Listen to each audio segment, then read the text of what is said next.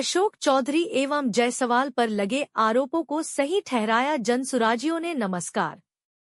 आप देख रहे हैं भोजपुरिया न्यूज दर्शन। खबर है रोहतास जिले के काराकाट विधानसभा से, जहां विधानसभा चुनाव में दलगत भावनाओं में बह रहे पार्टी सुप्रीमो से लेकर कार्यकर्ताओं तक में अब साफ साफ दिखने लगी है प्रतिद्वंद्विता। आरोप और प्रत्यारोप के दौर भी अब एक नए अध्याय की शुरुआत कर चुका है। ज्ञात हो कि बुधवार को बिक्रमगंज शहर के आरा रोड में पंजाब नेशनल बैंक के ऊपर आहूत की गई प्रेस वार्ता के दौरान जनसुराज के वक्ताओं ने अशोक चौधरी एवं संजय जायसवाल पर लगाए गए प्रशांत किशोर के आरोपों को सही ठहराया और कहा कि यदि यह आरोप गलत है तो उन्हें साबित करना चाहिए। लेकिन अभी तक उन लोगों ने कोई भी साक्ष्य और प्रमाण देने में सक्षम नहीं हो पाया। वहीं वक्ताओं ने यह भी कहा कि अभी हम केवल पहली बार पूर्ण रूप से चुनाव में हिस्सा ले रहे हैं, इसके बावजूद लोगों की हमसे उम्मीदें दिखने लगी है।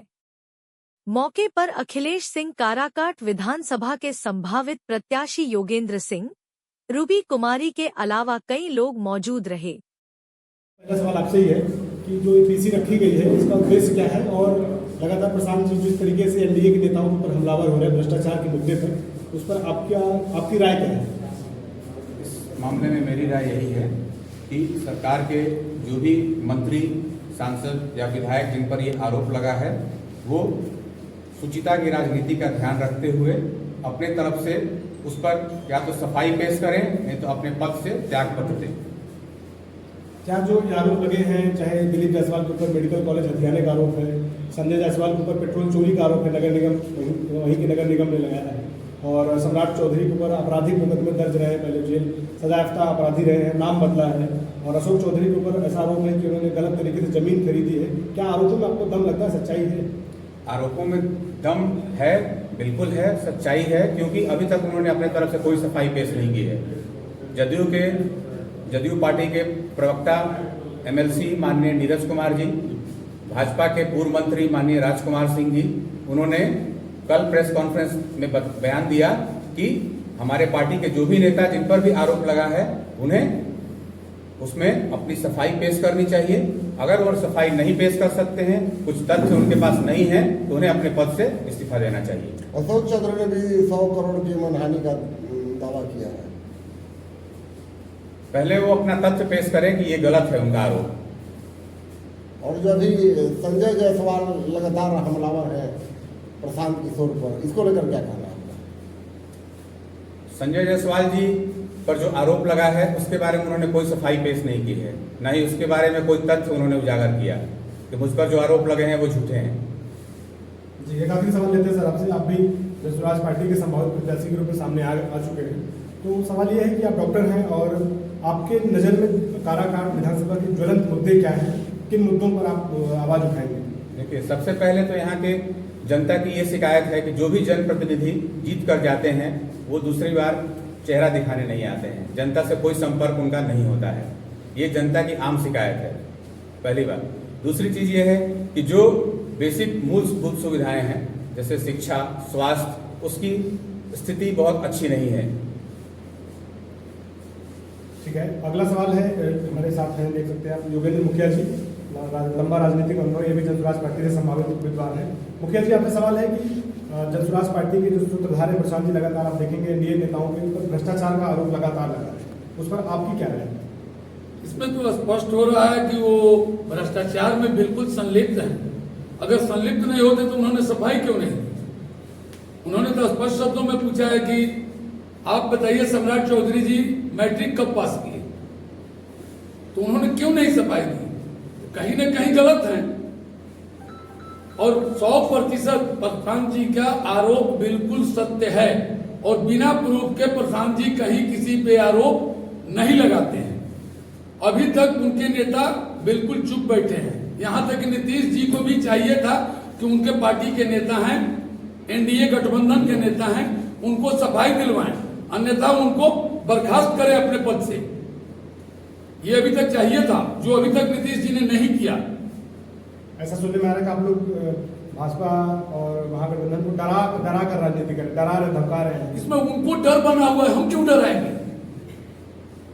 और जितने भी गलत नेता हैं उनको डर ऑटोमेटिक हो जानी है, उनको डर होना ही है, क्योंकि जन सुराज बिल्कुल सच्चाई को लेकर के इस धरती पे, बिहार की धरती पे आई है।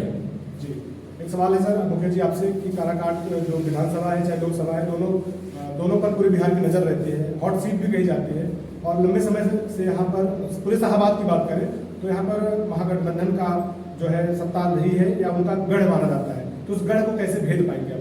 लगातार 4 बार, बीच में एक बार नहीं रहे हैं, नहीं तो केवल राजद और माले का ही विधायक यहाँ रहे हैं। लेकिन मैं दावे के साथ कहता हूं कि पूरे काराकाट विधानसभा में इनके द्वारा एक भी कार्य ऐसा नहीं किया गया हो जो जनहित में हो। किसी गांव में गली बनाकर उसका बोर्ड लगा देना ये विधायक का काम नहीं है।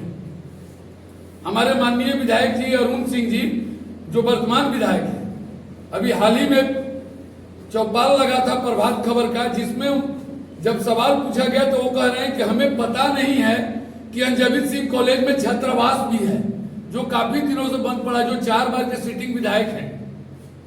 हम कहते हैं जिस विधायक को ये नहीं पता कि हमारी शिक्षा की व्यवस्था कहां पर जो सरकार ने बना चुकी है पहले से, वो अभी तक बंद पड़ा है, क्यों बंद पड़ा है, हमारे यहाँ स्वास्थ्य की क्या व्यवस्था है, स्वास्थ्य की व्यवस्था की मैं क्या बात करूं आपसे। स्वास्थ्य की व्यवस्था इतनी बेकार है कि प्रखंड पर केवल हॉस्पिटल है, इसके अलावा कहीं भी डॉक्टर आपको पूरे काराकाट विधानसभा के किसी भी गांव के अस्पताल में किसी भी दिन देखने को नहीं मिलेंगे, जिसका कारण यह है प्राइवेट हॉस्पिटलों का बढ़ावा। प्राइवेट हॉस्पिटल का बढ़ावा का मुख्य कारण यही है कि सरकारी में उसकी सुविधा नहीं है। विक्रमगंज अनुमंडल लेवल का अस्पताल है। ये बताइए इतने यहाँ विधायक हुए अभी तक, मैं 35 सालों की बात करता हूँ, राजद की सरकार 15 साल रही है, 20 साल एनडीए की सरकार रही है। हम कहते हैं क्या अनुमंडल अस्पताल में यहाँ जांच की सारी व्यवस्था नहीं होनी चाहिए थी? क्या है सिटी स्कैन व्यवस्था नहीं होना चाहिए था? क्या यहाँ 50 बेड का हॉस्पिटल नहीं होना चाहिए था? लेकिन आज तक किसी विधायक ने केवल अपनी जेब भरने का काम किया है। यहाँ पर किसी विधायक ने यहाँ के काराकाट विधानसभा के क्षेत्रवासियों के लिए कुछ नहीं किया है। एक बार इस आरोपों पर हम लोग बात कर लेते हैं। आप लगातार गांव में भ्रमण कर रहे थे, यात्रा शायद आप निकाले हुए हैं गांव घूमने का, वहां पर जो जन सुराज के संस्थापक सूत्रधार प्रशांत किशोर ने जितने आरोप लगाए बीजेपी और जदयू पर, इसकी चर्चा गांव में आपको क्या सुनी? इसकी चर्चा पूरे क्षेत्र में काराकाट विधानसभा की मैं बता रहा हूं कि सारी जनता यही कह रही है कि प्रशांत जी आए तो इस सत्ताधारी के सभी मंत्रियों का उजागर किए कि क्या इनकी रासलीला है और ये क्या कर रहे हैं। अगर प्रशांत जी नहीं आए होते तो आज तक इंडिया गठबंधन के भी लोग आज तक इस पे कभी पर्दाफाश करने का काम नहीं किए, क्योंकि वो लोग भी वही काम करते थे। जी, एक सवाल डॉक्टर साहब आपसे लेते हैं। नगर फैक्ट्री अभी तक वो बंद पड़ा है। एनडीए की सरकार, मोदी जी की सरकार 2014 से विराजमान है यहाँ पर, लेकिन पुल, टेहरी का पुल भी टूटा हुआ है जो आम जनता के बेसिक ये से जुड़ा हुआ है, उस पर अभी तक कोई कार्रवाई नहीं हो पाई है। एक सवाल मुखिया जी से है कि कल हमको एक खबर मिली थी कि मानी पंचायत में जो मजदूरों को पैसा नीतीश कुमार के द्वारा खाते में भेजा गया था 5-5 हजार रुपया, उसमें से 2,500 हजार रुपया बिचौलिए निकाल लिए हैं। तो ये सब जो सामने आ रही है, सामने भ्रष्टाचार की कलई, आपकी पार्टी इसको कैसे उजागर करेगी? देखिए, भ्रष्टाचार जब सरकार के आला कमान वहां के मंत्री संलिप्त हैं, वो भ्रष्टाचार में संलिप्त हैं, वो नीचे की व्यवस्था को क्या सुधारेंगे?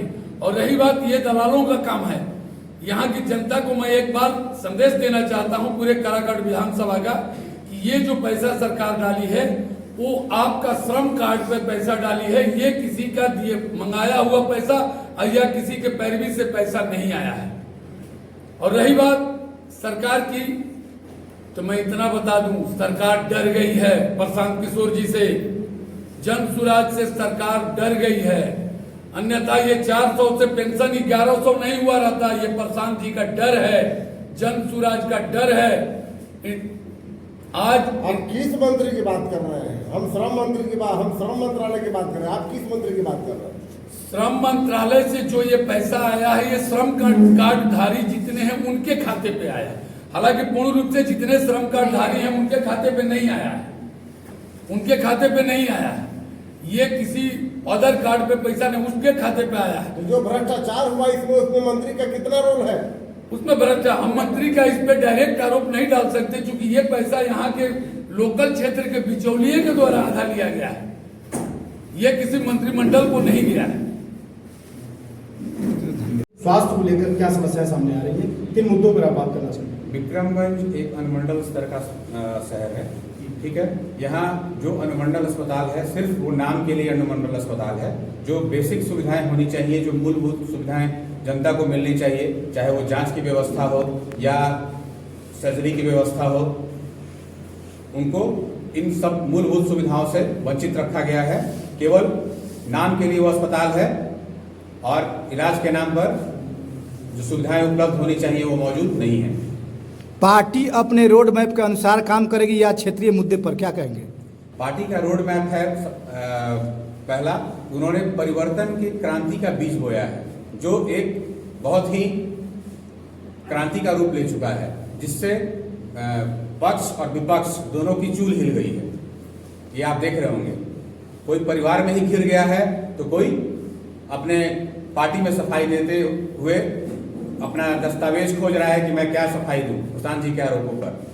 अभी तक कोई सफाई नहीं आई है उनके तरफ से, जो भी आरोप उन पर लगे हैं। क्या लग रहा है सर, टिकट बंटवारे में क्षेत्रीय उम्मीदवारों की बदौलत टिकट का बंटवारा किया जाएगा या पार्टी अपने स्तर से इसकी मॉनिटरिंग करे? क्या कहेंगे सर? ये तो पार्टी आला कमान का कार्यक्षेत्र है, इस पर टिप्पणी करना हमारा उचित नहीं होगा।